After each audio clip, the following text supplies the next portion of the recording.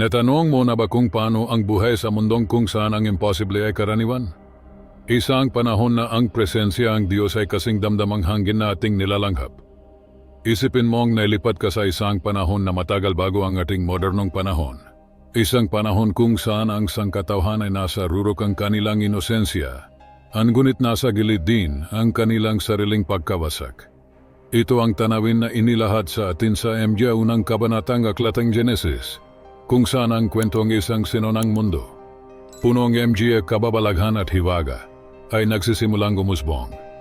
Mula sa sandaliang paglikha hanggang sa unang patakang ulan na nagsimulang bumagsak mula sa langit. Ang bawat pangyayari ay nagtatanong sa atin, ano ang kahulugan ng mabuhay sa mundong nilikhang Diyos, ngunit pinasamang kasalanan? Paano nagawang isang tao, si Noe, na magdalang pagbabago sa harap ng isang nalalapit na baha? Ang MJ tanong na ito ay hindi lamang mga pagninilay tungkol sa nakaraan. Lumilitaw ang MJ ito sa ating panahon. Hinahamon tayo ang isalang-alang ang ating sariling lugar sa patuloy na kwentong sangkatauhan at ang paglikha. Sa pamamagitan ng kwentong ito, tayo ay inanyayahang sumakay sa isang paglalakbay na lumalampas sa kronolohiya. Sumisid sa kalaliman ng pananampalataya na humahamon sa MJ posibilidad, ang pagsunod na lumalampas sa pagunawa, at ang biyaya na nagayos at nagbabago. Kung mahilig ka sa MJ nilalaman ng Biblia at naniniwala kang mahalaga ang pagsunod sa MJ daan ng Diyos, inanyayahan ka naming mag-subscribe sa aming channel. Salamat. Sa simula, ipinagilala ang Diyos ang pag-iral, ang sansinukop sa pamamagitan ng isang palabas ang liwanag at buhay. Ay isang pagsabog ang pagkamalikhain na nagtagda ang takbong kasaysayan bago pa man ito naisulat. Ito ay isang banal na gawain, minarkahan ng makapangyarihang salita na nagdala ng liwanag upang alisin ang kadiliman. Pinaghiwalay ang tubig upang likhain ang kalangitan at lupa, at pinalamutian ang kalawakan. Ang MJ kumikislap na bituin, na nagtatag ng isang walang hanggang siklo ang araw at gabi na magpapanggasiwa sa MJ panahon at MJ oras. Ang bawat elemento ay inilagay ng may katumpakan, mula sa malawak na karagatan na yumayakap sa lupa hanggang sa MJ halaman na humahabing isang berdeng balabal sa ibabawang lupa. Ang Diyos, ang dakilang artista, ay ipininta ang paglikha gamit ang MJ piraso ng buhay. Nagdala sa pag-iral ang iba't ibang MJ nilalang na naninirahan sa hangin, lupa at dagat. Bawat isa, isang pagpapahayag ang kanyang kagilagilalas na idinisenyo upang gampanan ang kanilang papel sa pagkakasundon ng kosmos. Nung nakaraan, bago pinatatak sa tubig ang dakilang baha, ang mundo ay isang lugar ang hindi masasabing kagandahan at ang hindi may paliliwanag na MJ hiwaga. Ang panahong ito bago ang baha, nakatago sa MJ ulap ang panahon, ay isang panahon kung saan ang daigdig ay vibradong enerhiya at buhay na saan gayon ay tila halos kamangha-mangha. Isipin mo ang isang mundo kung saan ang pagkakaisa sa pagitan ng langit at lupa ay kasing. Damdam na ang MJ at tao ay naglalakad kasama ang MJ banal na entidad. Kung saan ang bulong ng Diyos ay hindi isang malayong etyo, kundi isang malinaw at presensyal na tinik sa araw-araw na buhay. Ang buhay bago ang baha ay isang makulay na tapiserya na hinabi ang MJ sinulid ang MJ kababalaghan at pangganib. Isang masilang balanse na pinapanatili ang palagyang at mabait na presensya ang manlilikha.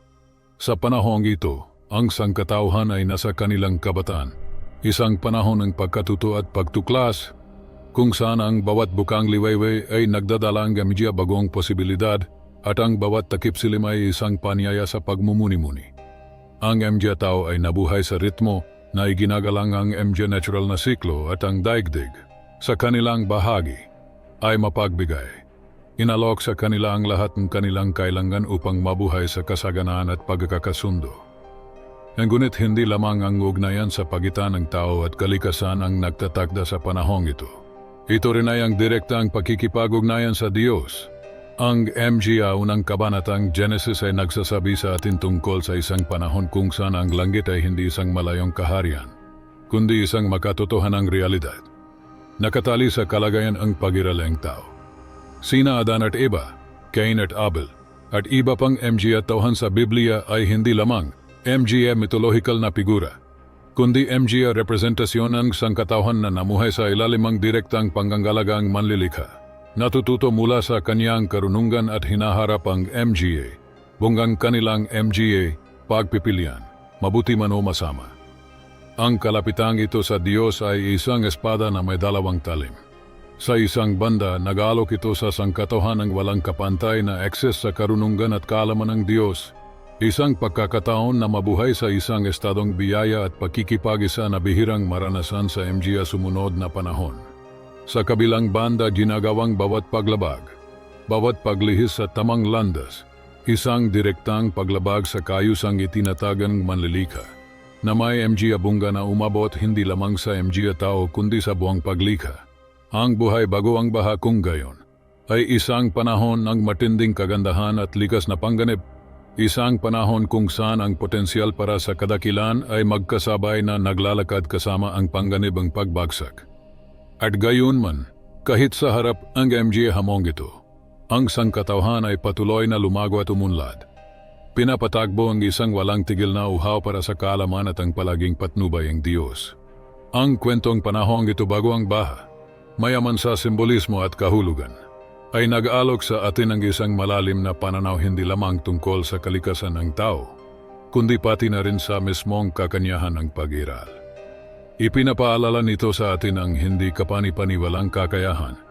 Ang tao na mabot ang sublime, habang binabalaan tayo tungkol sa MGA bunggang pagkalimot sa ating MGA banal na pinagmulan at sa ating MGA pananagutan sa mundong ating ginagalawan. Ang ngunit hindi lahat ay kapayapaan. Ang panggunahing pagkakaisa ay nasira ng ang MGA nilalang mula sa langit ay piniling aywanan ang kanilang lugar. Ibinabagsak ang paglikha sa isang kaguluhan na mauwi sa dakilang baha. Ang kwento ang pagbagsak ng MGA Anghel, na isinalaysay sa iba't ibang MGA bahaging Biblia, ay nagdudulot ang isa sa MGA pinakakapanapanabik at malalalim na episodyo ng Kristyanismo, na nagmumuni-muni hindi lamang tungkol sa banal at angelical na kalikasan, kundi pati na rin tungkol sa kalayaan, pagpili at MGA walang hanggang bunggang MGA desisyon na ito. Ang episodyong ito ay isang panyaya sa pagmumuni-muni tungkol sa dalawahang kalikasan ng pag-iral at ang patuloy na labanan sa pagitan ng liwanag at kadiliman na nagaganap hindi lamang sa langit, kundi pati na rin sa pusong sangkatauhan. Sa simula, nilikha ang Diyos ang MGA langit at lupa. Pinuno ang MGA ito MGA nilalang ng lahat ng guri, kasama na ang MGA Anghel. MGA nilalang ang purong liwanag at MGA mensahero ang kanyang banal na kaluban.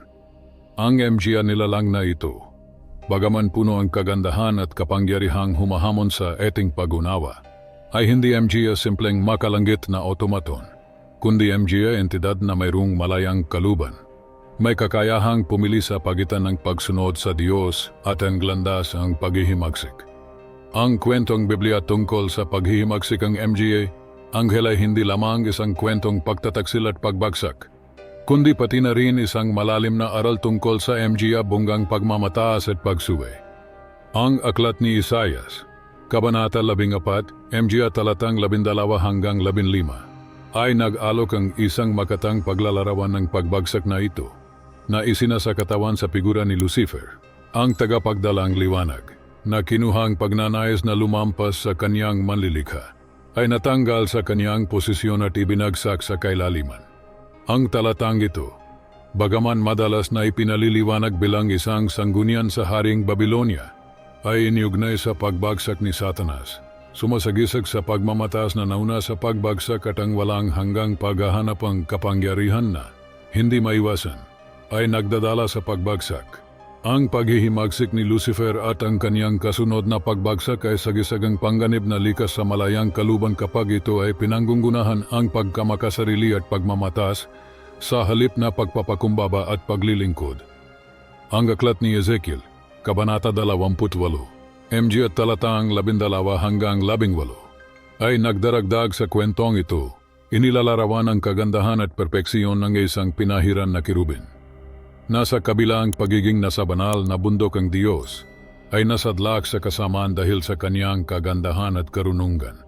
Ang talatang ito ay pinatitibay ang ideya na walang sinumang nilalang, gaano man kataas ang antas, ay ligtas sa kasamaan kapag pinapayagan ang pagmamataas at pagsasarili na manggibabaw sa pagsunod at pagsamba sa Diyos. Ang pagbagsak, NMG Anghel, kung gayon, ay nagsisilbing isang makapangyarihang palala ang MG bunggaang kasalanan at ang paghihimagsik laban sa Diyos. Itinuturo nito sa atin ang kahalagahan ng pagpapakumbaba, ang pagdepende sa Diyos at ang pagsunod sa Kaniyang kaluban. Bilang MG pundasyon hindi lamang para sa anghelikal na pagiral, kundi pati na rin sa buhay ang tao. Higit pa rito, ang kwento ang paghihimagsik ang MG anghel at ang pagbagsak ni Satanas ay naganyaya sa atin na magmuni-muni tungkol sa kalikasan ng biyaya at awang Diyos. Sa kabilang kabigatan ng kanilang paghihimagsik, ang kwento ay hindi nagtatapos sa pagbagsak. Ito ay nagpapatuloy sa panggakuang pagtubos at ang patuloy na labanan sa pagitan ang MG puwersang kabutihan at kasamaan, kung saan lahat tayo ay tinatawag na makibahagi. Pumipili araw-araw sa pagitan ang pagsunod sa ating sariling MG hanggarin o pagpapasakop sa kaluban ng Diyos. Sa kabuuan, ang pagbagsak ng MG anghel, malayo sa pagiging isang simpleng alegorya o isang lumang kwento na walang kaugnayan, ay isang kwento na puno ng espiritual at moral na kahulugan. Nag-alok ang mahalagang MG pananaw tungkol sa kalikasan ng kalayaan, ang MG bunggang ating MG pagpili, at ang patuloy na tawag sa katapatan at pagpapakumbaba sa harapang ating manlilikha. Ang sangkatauhan, sa kanilang uhaw para sa kalaman at kapangyarihan, ay mabilis na sumunod sa parehong landasang paglihis. Mula kina Cain at Abel hanggang kay Lamech, nakita natin ang pagsibolang karahasan, poligamiya, at pagmamatas na nagdudulot ang pagbabago sa perpektong disenyo ng Diyos. Ang kwento ang sangkatauhan, mula pa sa kanilang simula, ay minarkahan ng isang masakit na kontrast sa pagitan ang banal na aspirasyon at ang makalupang realidad. Sa puso ang kwentong ito, makikita natin ang isang pangunahing disonansya na humubog sa tagbong pag-iraling tao, ang hindi pagkakatugma.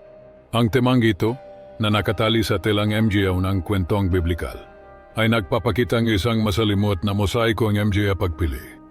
Bongga at ang walang tigil na paghahanap ang kahulugan. Ang kwento ni Cain at Abel halimbawa ay naglalarawan ng malinaw na pagkasirang loob at labas.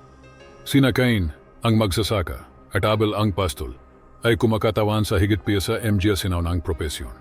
Sila ay MG arketipo ang MG magkakaibang landas na maring tahakin ang pusong tao. Ang alay ni Abel na tinanggap at ang alay ni Cain na tinanggihan ay nagtatapos hindi lamang sa isang aktong fratrisidal na karahasan, kundi pati na rin sa unang dokumentadong pagpapahayagang kasama na magpapakilala sa landas ng sangkatauhan. Kung ikaw ay gumawang mabuti, hindi ba't ikaw ay tatanggapin? Ngunit kung hindi ka gumawang mabuti, ang kasalanan ay nasa pintuan, at ang kanyang hanggarin ay nasa iyo, ngunit dapat kang magtagumpay dito. Genesis 4:7. Ang talatang ito ay hindi lamang naglilinaw sa walang hanggang labanan sa pagitan ng kabutihan at kasamaan, kundi pati na rin sa kakayahan ang tao na pumili. Higit pa rito, ang kwento ni Cain pagkatapos ang pagpatay kay Abel ay naglalarawan ang komplikado ang kalagayan ng tao. Si Cain, na minarkahan ang Diyos para sa proteksyon, ay nagiging isang walang hanggang palaboy, lalo pang nalalayo sa kanyang orihinal na estadong pakikipag-isa sa Diyos. Ang pagpapatapon na ito ay sumasagisag hindi lamang sa pisikal na paghiwalay, kundi pati na rin sa espiritual, isang paghiwalay na umugong sa MG henerasyon, isinasagisag sa pagtatayo ng MG lungsod, sa pag-unlad ng signing at MG propesyon, at sa tumitinding pagpapahalaga sa buhay at MG banal na halaga. Ang pag-unlad ang sangkatauhan patungo sa hindi pagkakatugma ay higit pang pinapalakas ang pagpapakilala ng MG Nephilim, ang MG higante, MG anak ang MG anak ang Diyos, at MG anak na babayang tao. Ang episodyong ito, isa sa MG pinakamisteryoso at pinag-usapang bahaging Biblia, ay nagmumungkahing isang kasamaan na napakalalim na pinasisimulan ang desisyong banal para sa baha. Nakita ang Panginoon na ang kasamaan ng tao ay dumami sa lupa at ang bawat pag-isip ang puso ay palaging para sa kasamaan. Genesis 6:5. Ang kalubhan, ang konstatasyong ito ang Diyos ay hindi lamang binibigyang din ang lawak ang kasamaan ng tao, kundi pati na rin ang kawalang katiwasayan ng banal na interbensyon upang ibalik ang kayusan at ang orihinal na layunin ng paglikha. Ang pagdating ng MG Nephilim, MG anak ng MG nahulog na anghel at MG tao, ay nagmarka ng rurok ang kasamaan nagdadala sa daigdig sa isang hindi mababalikang punto ng pagkasira. Ang kwentong ito, na nakasulat sa MG sinaunang pahinang Genesis, MG Kabanata 6, MG Talata 1 hanggang 4, ay nagbubunyagan ng isang madilim na kabanata sa paglalagbayang sangkatauhan. Ito ay isang panahon kung saan ang MG anak ng Diyos ay tumingin sa MG anak na babayang tao at nakita na sila ay maganda. Pinili nila sa kanila ang kanilang MG asawa, pinaghalong ang banal sa mortal. Mula sa ipinagbabawal na pagsasanib na ito ay isinilang ang MG Nephilim. MG nilalang ang malaking tangkad at lakas. MG bayani ang sinaunang panahon. Ang gunit kung sa unang tingin ay tila isang ginintuang panahon ang MG kahanga-hanggang nilalang.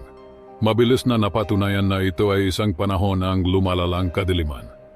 Ang pagpapakilala ng MG hybrid na nilalang na ito ay hindi lamang isang pambihirang kaganapan ng MG implikasyong biolohikal o mitolohikal. Ito ay naging sanhing isang kasamaan na walang kapante. Ang kadalisayan ng paglikha ng tao, na inilan upang ipakita ang imahe at kaluwalhatian ng Diyos, ay nagsimulang bumagsak sa ilalim ang bigat ng MG impluensyang hindi nararapat sa mundong ito. Ang lupa, na minsang vibrado ang pagkakaisa ng Eden, ay ngayon ay pumipintig sa isang magulong disonansya. Ang MG Nephilim, sa kabilang kanilang tangkad at kapangyarihan, ay nagdalang isang orang dominasyon at pamimilit. Ang MG banal na kasulatan ay hindi detalyadong inilarawan ang kanilang MG pagkilos o ang eksaktong likas na katanggihan ng kanilang impluensya, ngunit malinaw sa konteksto at sa resulta pagkatapos. Isang mundong napakasama na nagdala ang panghihinayang ang Diyos sa paglikha ng tao, na ang kanilang presensya ay isa sa MG panggunahing pinagmulan ng moral at espiritual na pagdeteriorasyon. Ang kasamaan na ito ay hindi limitado sa MG aktong karahasan o moral na pagbaba sa pagitan ng MG tao. Ang pagsasaniban ng makalangit sa makalupa, ang banal sa tao, ay nagdulot ng isang pangunahing pagkawasak sa tilang paglikha. Ang kaayusang itinatagang Diyos ay hinamon, at ang MG bunggang paghihimagsik na ito ay naramdaman hindi lamang sa MG pagkilos, MG individual, kundi pati na rin sa mismong lupa na nagsimulang umanggal sa bigat ng kasamaan. Ang epektong panahong ito ay napakalubha na nagdala sa Diyos upang ipahayag na ang kanyang espiritu ay hindi magtitis sa tao magpakailanman, sapagkat ito ay laman. At ang kanyang MG araw ay magiging 120 taon.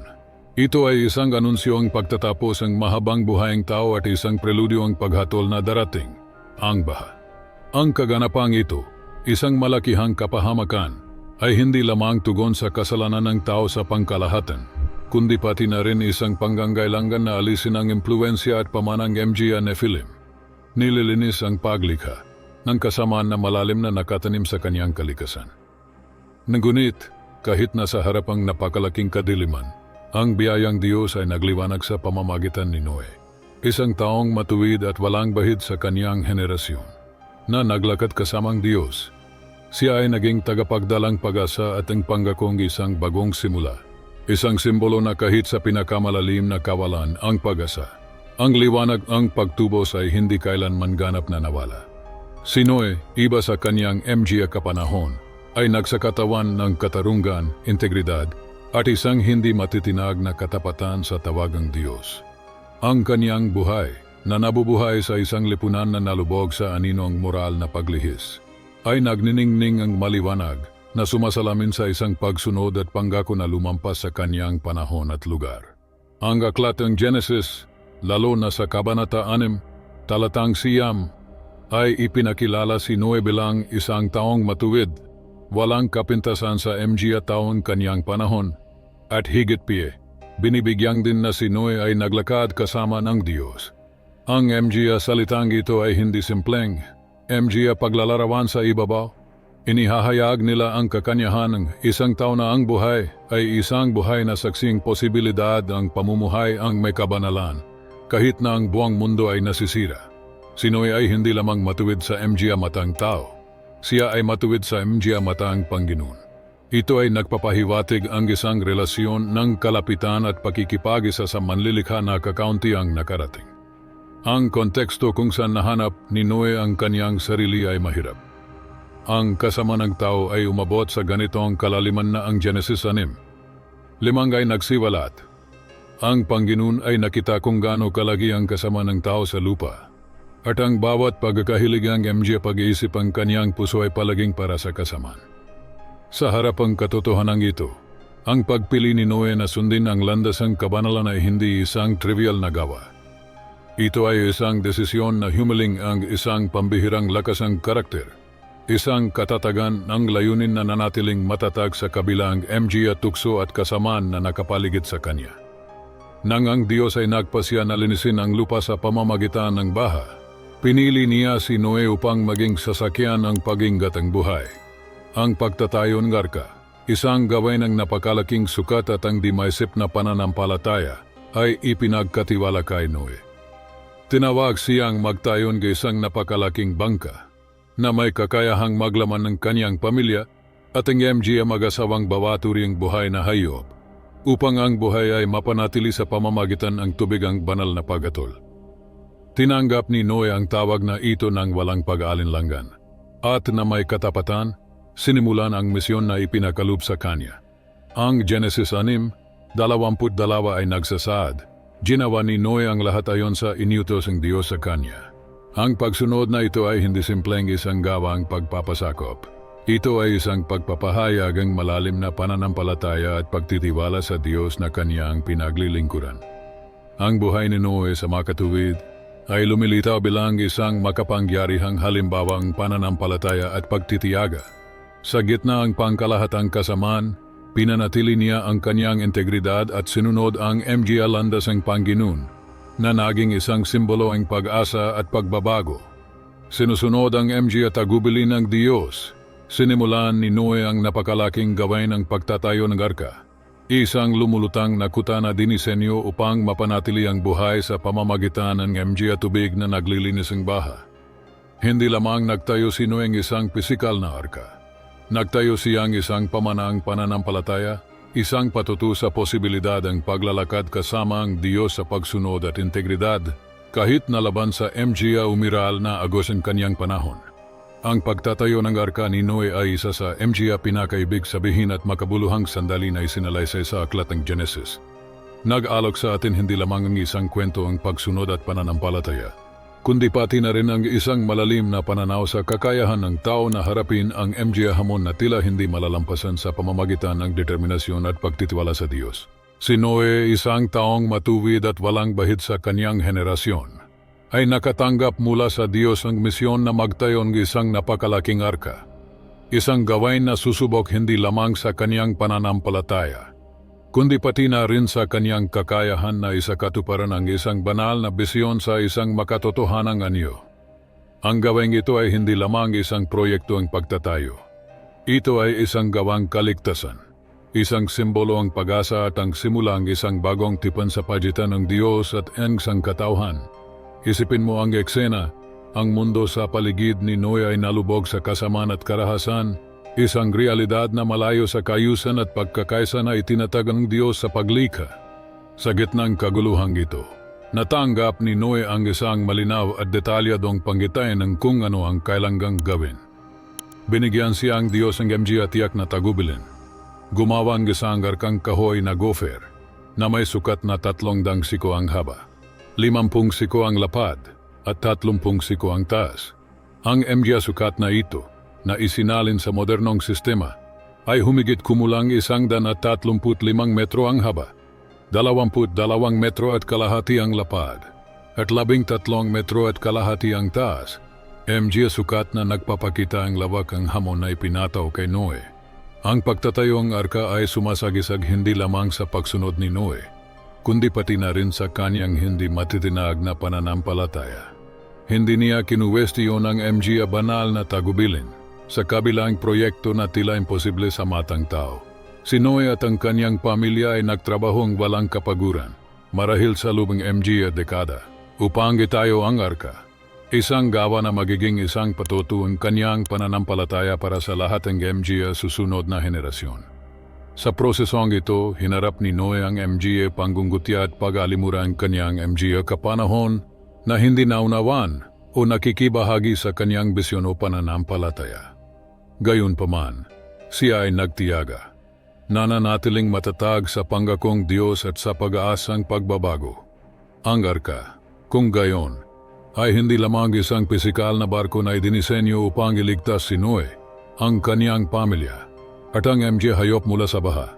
Kinakatawan nito ang mismong ideya ng kanlungan, ang kaligtasan, at ang pagpapatuloy ng buhay.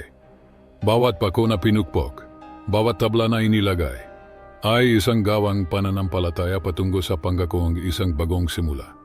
Ang isang mundong nilinis sa MG kasamaan na sumira nito. Nang sa wakas ay dumating ang tubigang baha, ang arka ay napatunayang hindi lamang isang matibay na estruktura na kayang tisin ang MG Baguio, kundi pati na rin isang tahanan para sa MG na pili upang manahin ang pangakong lupa. Ang paglalakbay ni Noe at ang pagtatayo ng arka ay nagtuturo sa atin tungkol sa kahalagahan ng pananampalataya, ang pagsunod at ang pagtitiyaga sa harapang MG pagsubok. Ang baha, ayon sa MG nakasulat sa MG banal na kasulatan, ay hindi lamang isang pangyayaring pagkawasak, kundi isang mahalagang pagbabago sa kasaysayan ng sangkatauhan. Minarkahan ang isang bagong simula para sa daigdig at sa MG na ninirahan dito. Ang kaganapang ito, punong simbolismo at MG kahulugan, ay nagsisilbing isang makapangyarihang palalang katarungan ng Diyos na nakapulupot sa awa, isang kwento na tumutunog sa pangakong pagbabago at pag-asa. Sa pinakadiwang baha, makikita natin ang isang konkretong pagpapahayagang malalim na kalungkutan ang Diyos sa harapang kasamaan at kasalanan na nagugat sa sangkatauhan. Ang Panginoon ay nakita na ang kasamaan. Ang tao ay naging malaki sa lupa at ang bawat pagkahilig. Ang MG pag-isip ang kanyang puso ay palaging para sa kasamaan. Genesis 6:5. Ang desisyong banal na linisin ang daigdig sa pamamagitan ng baha ay hindi ginawa ng walang malay, kundi bilang isang kinakailangang tugon sa patuloy na moral at espiritual na pagbagsak. Si Noe inilarawan bilang isang taong matuwid at walang bahid sa kanyang henerasyon. Naglakad kasama ng Diyos. Genesis 6:6. Naging ang napili upang panggunahan ang paglipat sa isang bagong simula. Ang kanyang hindi matitinag na pananampalataya at pagsunod sa pagbuong arka. Isang napakalaking gawain na humiling ang MG dekada ang dedikasyon, ay hindi lamang nagligtas sa kanyang pamilya, kundi tiniyag din ang pagpapatuloy ng buhay sa daigdig. Ang paglalakbay ni Noe ay isang makapangyarihang patuto ang posibilidad na manatiling tapat at matuwid, kahit na napapaligiran ang kasamaan. Ang ulan na bumagsak sa lubong 40 araw at 40 gabi ay higit. Piyesa isang meteorolohikal na pangyayari. Ito ay isang paglilinis, isang bagong simula. Hinuhugasan ang kasamaan mula sa daigdig at nag-aalok ang isang bagong simula para sa muling pagtatayo ng isang mas makatarunggang mundo. At naalala ko ang aking tipan sa iyo at sa lahat ng MG buhay na nilalang. Hindi na muli ang MG tubig ay magiging isang baha upang sirain ang buong buhay. Genesis 6:15. Ipinangga ko ang Diyos itinatag ang isang walang hanggang tipan kay Noe sa kanyang MG inapo at sa lahat ng MG buhay na nilalang. Ang bahaghari na ipinakilala bilang tandang tipang ito ay sumasagisag sa pag-asa at sa pangako ng Diyos na hindi na muling wawasakin ang daigdig sa pamamagitan ang tubig. Sa tuwing titingnan natin ang langit at makikita ang isang bahaghari, ipapaalala sa atin ang awa at katapatan ng Diyos kahit nasa harap ang ating MG pagkakamali. Ang walang hanggang imahe na ito ay naganyaya sa sangkatauhan na magnilay sa kanilang MG pagkilos at magsikap na mabuhay ng nayon sa MG banal na prinsipyo. Ang kwento ng baha, kung gayon, ay lumalampas sa kanyang makasaysayang salese. Nagalok ang malalalim na aral tungkol sa katarungan, pagtubos at ang kakayahan ng pagsisimula muli. Habang ang pagkawasak ng MG at tubig ng baha ay kumakatawan sa bunggang kasalanan ang tao. Ang bagong simula na isinasagisag ang arka ni Noe at ang bahaghari ay nagsasalitang walang hanggang biyayang Diyos. Ito ay isang kwentong paghatol. Ngunit isa rin ang kaligtasan at pagbabago. Ang pamana ni Noe at ang dakilang baha ay nagpapaalala sa atin ang kakayahan ng pagbabago na nananahan sa puso ang paglikha. Ngunit, ano kaya ang naghihintay sa sangkatauhan sa kanilang patuloy na paglalakbay ang pananampalataya at pagtubos? Para sa higit pang MG kwento na humubog sa ating mundo at ating pananampalataya, mag-subscribe sa channel at i-activate ang MGA notifikasyon. Iniwan namin dito sa screen ang dalawang mungkahing MGA karagdagang video para sa iyo. Ang iyong paglalakbay sa kalaman ay nagsisimula pialaman. Hanggang sa susunod na video.